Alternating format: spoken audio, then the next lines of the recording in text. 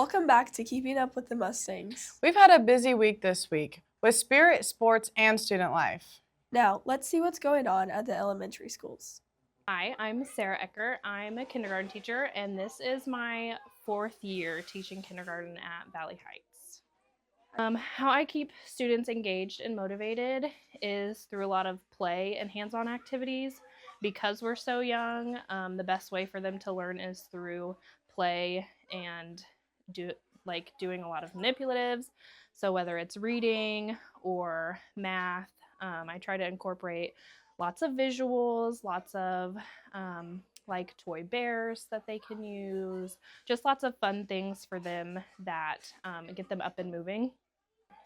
The way I make sure my classroom is supportive and inclusive to all learning needs is really getting to know that child and how they learn. Again, it goes back to a lot of play and hands-on materials. Some students are more visual learners than they are just me listening, or some actually have to do. We do a lot in kindergarten. So getting them to basically repeat what I say over and over, and then we do a lot of actions with what we're teaching too. So that helps their bodies get moving, because again, we learn a lot through play, and it kind of is just unique to every kid. So making sure that I get a little bit of everything into my lessons, that really helps.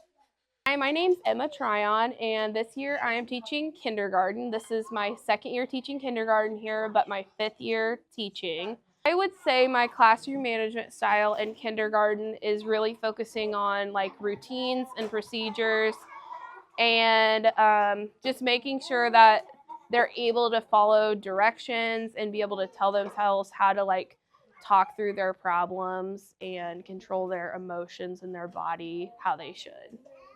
In kindergarten, play is very important. A lot of the times, if you come in here, you probably just think we're playing, but we're doing a lot of learning. We do a lot of things like Play-Doh and sand, and that really helps with their fine motor skills, because you can do that before you pick up a pencil. We also have playtime at the end of the day, and while some people might not think it's important, it's very important for their socialization skills, problem-solving skills. It's just helping them work through those things that they're going to do in the real world. Now over to Tessa with sports.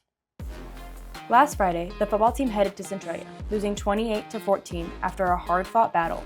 Our sports highlight of the week is Creighton Smith securing the first interception of the season for the Mustangs.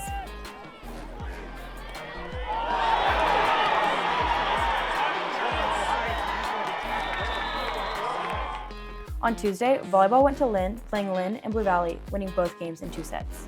Junior high football went to Centralia on Thursday, losing 18-8. Junior high volleyball also went to Centralia on Thursday, dropping both games. On to cross country, they headed to Washington. For the high school boys, Kebeb Zimmerman placed 4th and Langston Gray placed 8th. The high school girls, Emma Waters placed 8th and Lindsay Gray placed 11th. Junior high runners, Sam Staple coming in 10th for the boys and Ember Taylor coming in 11th for the girls. Thanks, Tessa. Bump. Set. Spike. Let's hear from our volleyball coaches about how the season is going so far. Okay, I would say sometimes I don't handle tough matches very well, but we're working on that, and we're even working on that as a team. What we decided to do this year was have a lock-in concept. So if we say these words, that means we're going to refocus on something else.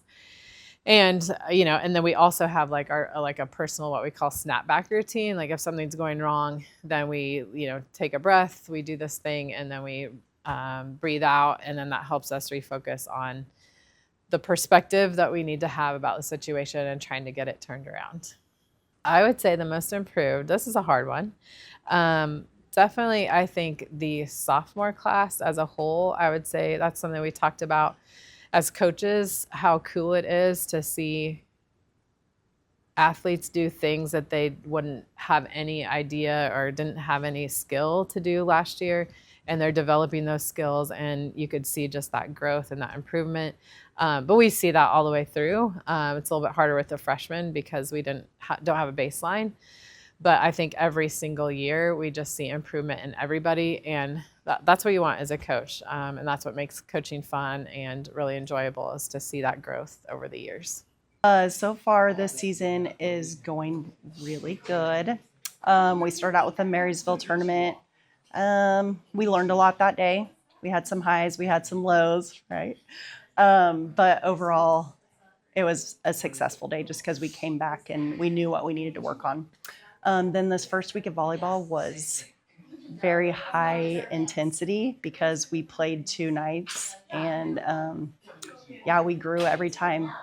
The last game against Onega was amazing to watch. It was really fun. So I'm excited for this season. One volleyball rule I would change is to go back to when the serve hits the net, it's a missed serve. My goals for the season are, of course, that the girls have fun, that everybody stays healthy, injury-free, and of course, win league and win state. My favorite thing about this team is that they're coachable. They're a fun group of girls with great personalities. Being a football announcer is hard work. Let's turn it over to Mr. Savage and learn what it takes. It's really not that hard because they got numbers on their jerseys and we got programs in front of us.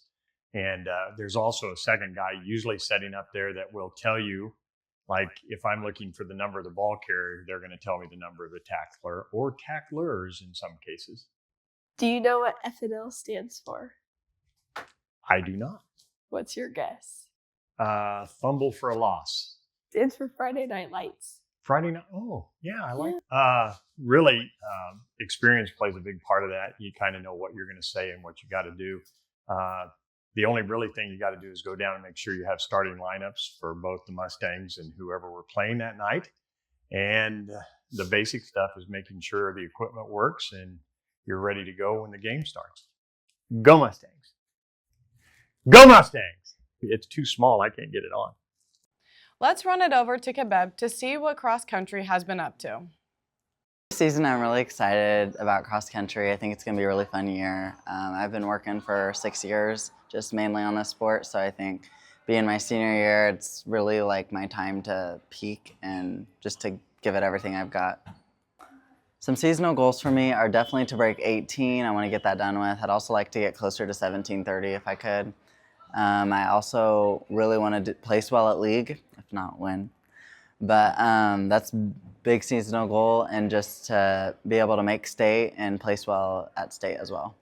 My pre-race song before a meet or any run would definitely be Still Alive by Demi Lovato. Shout out to the Scream movie. It's a little corny, but it really, it really gets me going. I chose XC to challenge myself because I love a challenge, and dual sporting has definitely brought that, but I'm loving every second of it.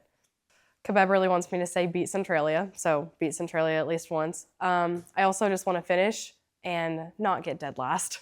Telling myself that I get to do this, I have a body that's like allowing me to run a very long distance, and that I just get to wake up and be active and have fun. My goal for the season is to run a sub-18. My pre-race meal is pasta. I'm very excited for the season. My main goal for the season is to make it to state. My pre-race meal is rice cakes with peanut butter. My goal for the season is to finish the races. I'm very excited for this season. My hype song for running is Praying by Keisha. Thanks for keeping up with the Mustangs. Remember, no school on Monday, so see you next week.